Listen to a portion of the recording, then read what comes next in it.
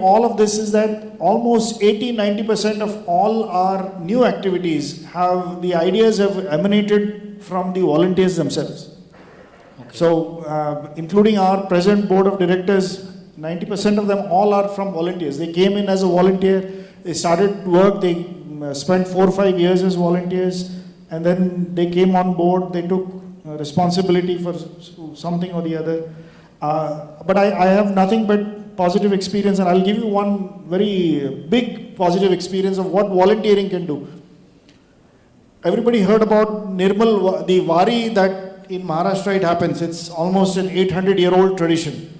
It goes from Alandi and Dehu, Sant Dhaneshwar's Samadhi place and Sant Tukaram's, and goes to Pandharpur. It's almost a 200-kilometer journey.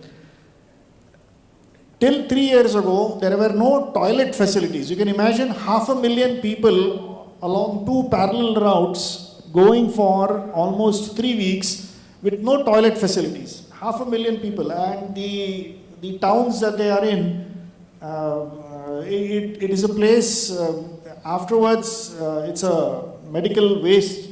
I mean, everybody falls sick, and it's a disgrace to everybody. Some volunteers took it upon themselves saying that can we part the Swachh Bharat Abhiyan of the Prime Minister, and we said, well, can we put some toilets? After 3 years, last year we created a program. This is all through volunteers, almost 10,000 volunteers for 21 days.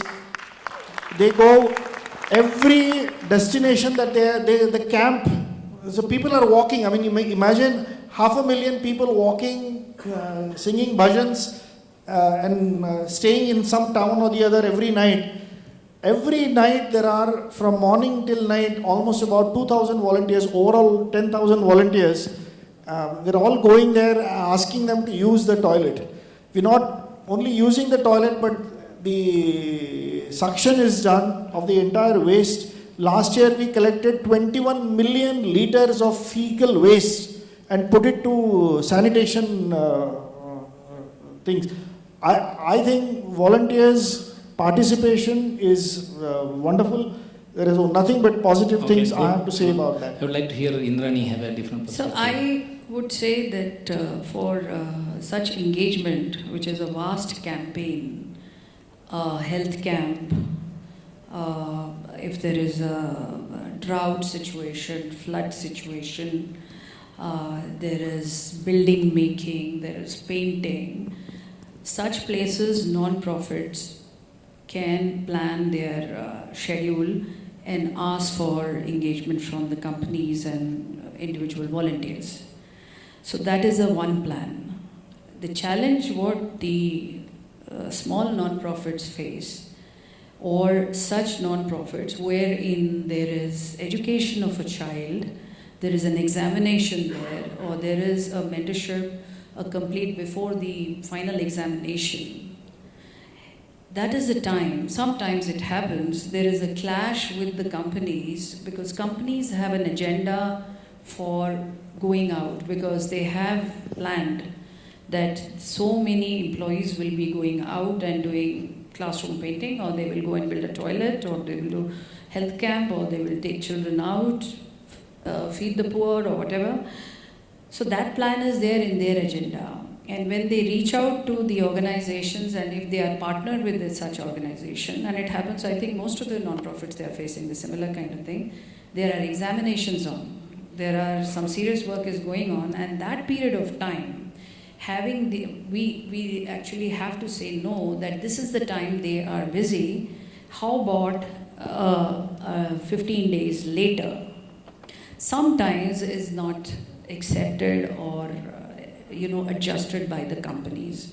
They feel they've been turned down. So I actually urge the companies to understand the situation. They do come around that, yeah, okay, children have examination. This is not a right time to go there and all that. But we can go and teach them. So we also say that, yeah, if it is round of teaching them, then we can design the event like that. So it depends on us and even the companies, both, to design our engagement particularly required for that situation. That's why first time I said we need to look at strategic volunteering and have a deeper impact, which we can. Okay. Yeah, now I think yeah, we're running out of time, so this is my last question before we go into the audience round. So this question is mainly to Ramanan, and Kirti can also jump in.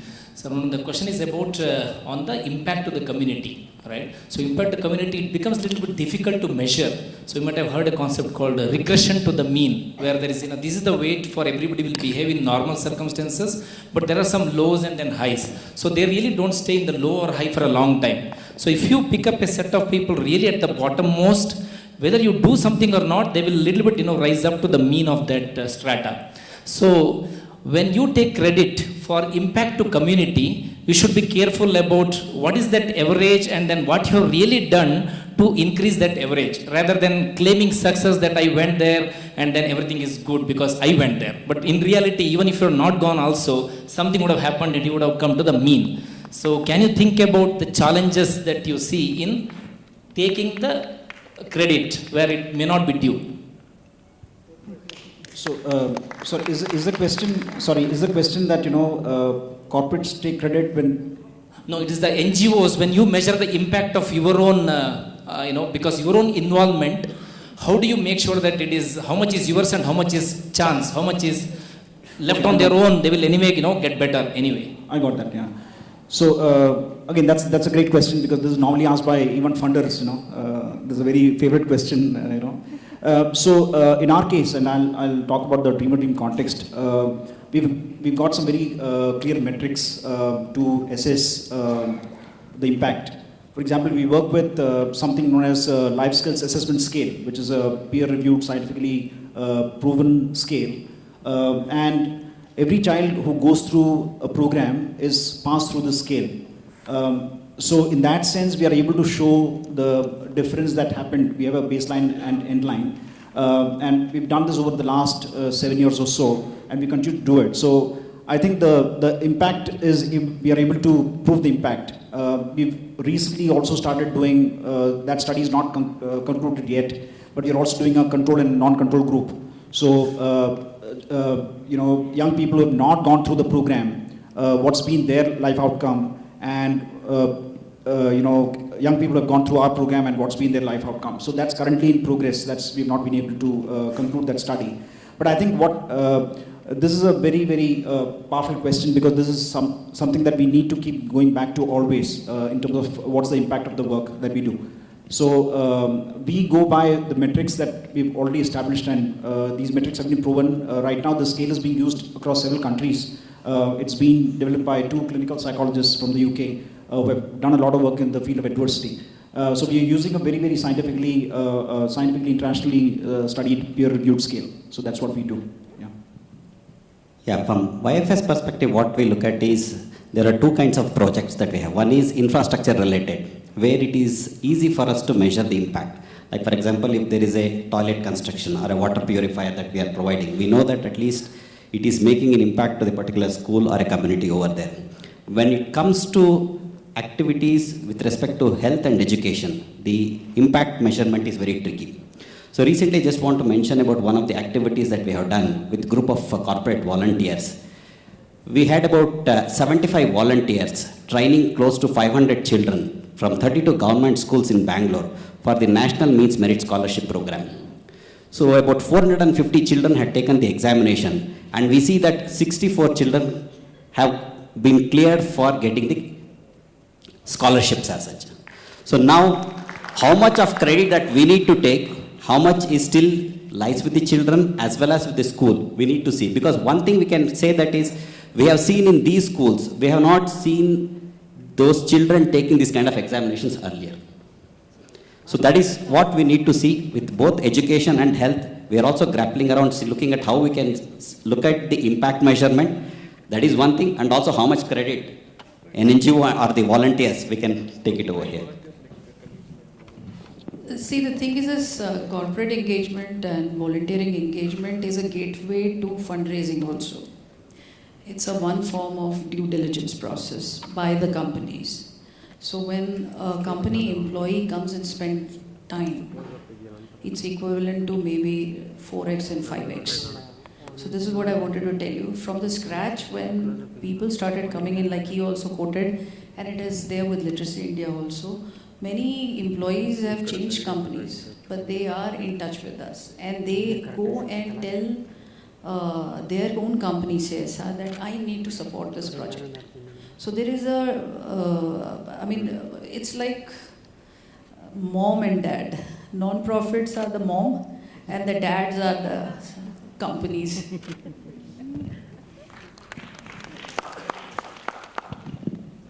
We can go to the audience round, so you can ask questions on corporate engagement or incentive or impact to community. Keep your question short, otherwise, the mic will be stolen from you. Hi, just wanted to introduce myself. I'm Trikla Chenna from Global Support Organization. We are currently running a national campaign called Fearless Girls. We've been working on this campaign past 4 years, where we've asked the government to include self-defense for girls in schools, colleges and universities, and also to pass a GO mandatory for MNCs, where they can include self-defense in the training programs for their female employees. So the challenge is basically I quit my job in London and I came here, and I'm not at all good in asking people to give money toward the project. The reason why is because I've been independent and I haven't asked my father also for money.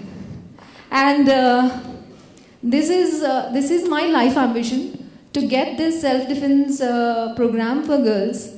And I definitely seek support from everybody in India, including everybody sitting in the panel and everybody sitting along with me here.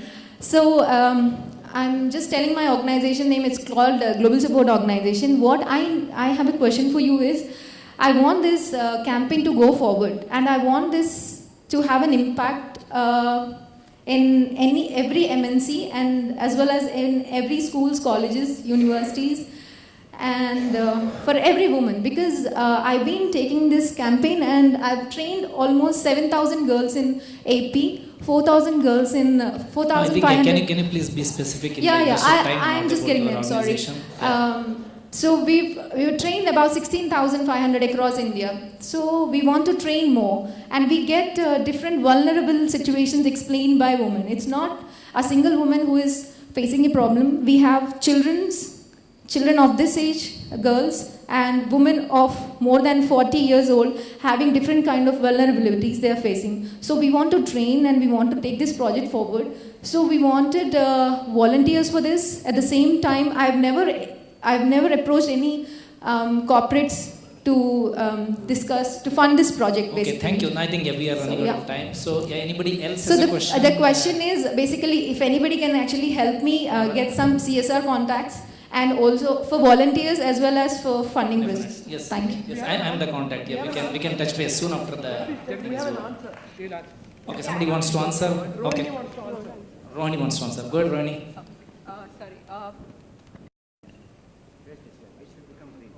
Okay, it's not becoming green. My voice is loud enough. Check.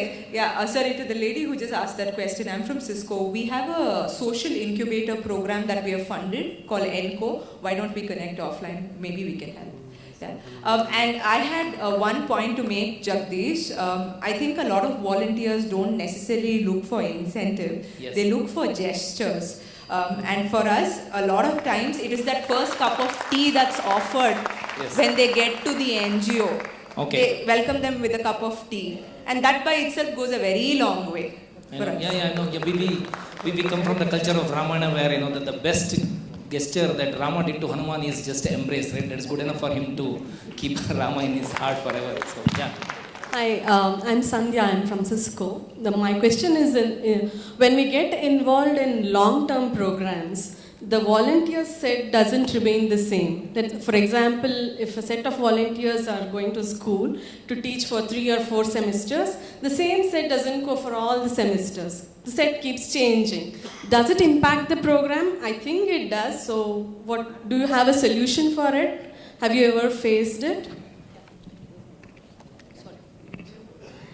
See, one of the things that we have looked at is devise the program in such a way, certain, like for example, if you take teaching activities, certain teaching subjects require regular volunteers, the same set of volunteers to do throughout the year.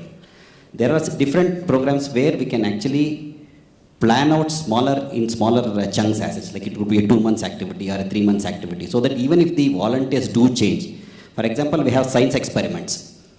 When people like corporate volunteers go and teach science experiments, today one set of volunteers can go and teach, and even if next week, if different set of volunteers go and teach, it is still fine, because they are still doing the science experiments from the textbook.